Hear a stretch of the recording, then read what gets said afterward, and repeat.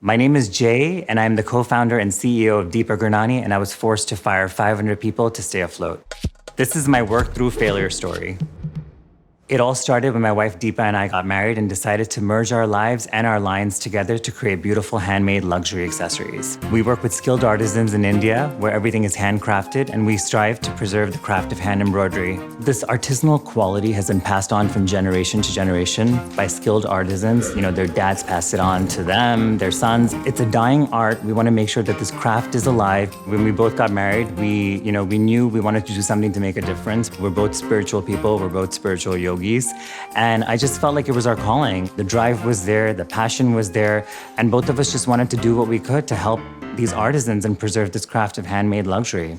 And literally started this out of our living room. We were hand sewing accessories all night long. I worked a full-time job while Deepa was sewing during the days. The struggle was real. The struggle is real.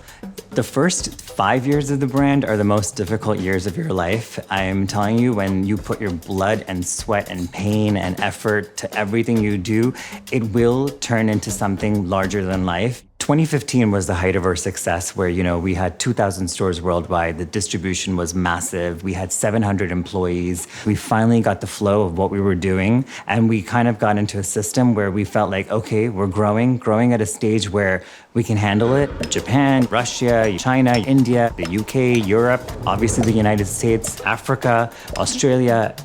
It was Deepa Gurnani was all over the world, and working with all these artisans and giving them, this beautiful opportunity to show their pieces all over celebrities worldwide and having them get that sense of pride. We just wanted to make sure that, we kept growing and growing and growing without realizing what was happening around us. And that was a little mistake on our end.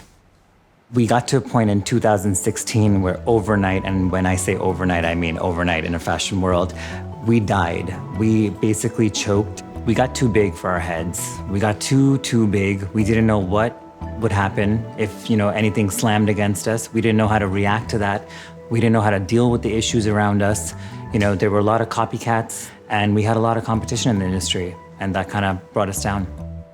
Realized that I had to let go of 500 people overnight. And, in order for us to stay afloat, this was just the reaction that I had to take. This was just the steps that I had to take to make sure that the rest of the business didn't go under.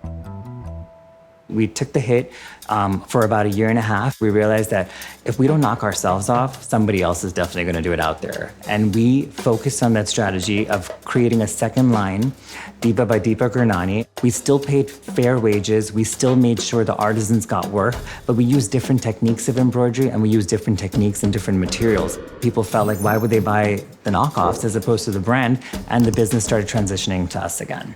We definitely are cautious when it comes to bringing more people into our family. Our employee structure is now growing, but at a pace where we can handle it, where we know for a fact that now if we bring somebody on, we're keeping them on. I feel like everyone needs to be hit hard one point in their lives, and I feel like that was our moment in 2016 to be hit hard. Some things are out of control, but if you work hard, that passion and drive is there from when you first started. If you remember those days, there's no stopping you. Hi, I'm Alex, and I have a confession to make. I have failed many, many times, and so have you. And that is why I produced this WTF story, so that you and I could feel a little bit less alone. So if you want to learn more about founders who have overcome their challenges and worked through their failures, be sure to like this video, subscribe, and hit the bell to turn on our notifications.